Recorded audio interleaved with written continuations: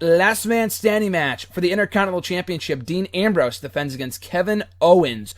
Who do you got going over here? And the question you brought up to me a couple days ago, do you see both these guys being, or at least one of them, being in the Royal Rumble match later on in the night? I think Ambrose is going to win. I think Ambrose will win. And I feel like maybe the severity of the match could I don't know, that could be the come play of if they're going to wrestle in for a Rumble match or not. But like I said to you, they can't really risk anyone else really getting injured, so I wouldn't be surprised if they didn't have these guys in it. But there also be two other big stars that aren't in the match. So maybe they do it right in the beginning of the show, and then they get like an hour and a half to or they could come in late in the Rumble too. I think they probably will be in it, but maybe with the injuries, they might not want to risk it. Yeah, well, like I told you the other day, I feel like that's a good point. Just because with so many people out injured right now, they probably don't want to put them, having them pull double duty, especially after a last man standing match, which I assume is going to get a lot of time. I mean, traditionally at Royal Rumble shows, the undercard matches don't really go that long. I think we maybe have had 4 matches last year. I think the year before we had like 3 matches in the card, and the year before that too. Last year we maybe had like 4 or 5, but I don't expect many of the other undercard matches to go like that long. This should be getting at least like 20 minutes, 30 minutes with entrances and shit.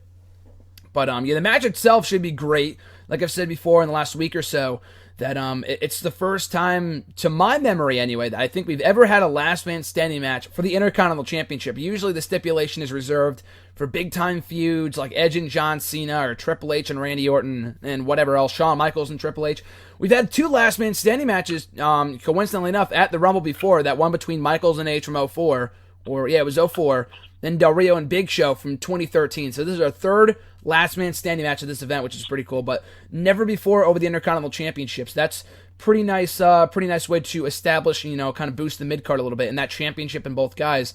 And in regards to both guys being in the Rumble, I mean, it would be nice, like I told you. I feel like they need as much star power as they can get, especially with John Cena not being, unless he makes a miraculous recovery, and I wouldn't put it past him. They need as much star power as possible, so we're not getting a repeat of the 2012 Rumble when we have like fucking, Xavier Woods coming out, which wouldn't be bad, but I'm talking about like, Jey Uso, Jimmy Uso, Primo and Epico, like shit like that, like people like I don't care about, like Jack Swagger, like why would I care to see him in the Rumble if he's not going to win? Like these people haven't been on TV in years, other than the Social Outcasts, because those guys have been on TV consistently for the past couple of weeks. But speaking of which, so this is kind of getting to the Rumble match. We'll get into that in a minute. The only way I could see Ambrose being in the match, unless, it's weird. If he's not going to do anything of note, that I'd rather not have him in it. Same thing with Ambrose, but if he's going to do something special to set up his WrestleMania match, and if he wins back the belt earlier on in the night and he comes out to win the Rumble, I could see him coming out like at a time when there's no one in, or like that Drew Carey, Shades of '01, when Drew Carey came out when the Hardy Boys had just eliminated each other, and so he was the only one left in the ring.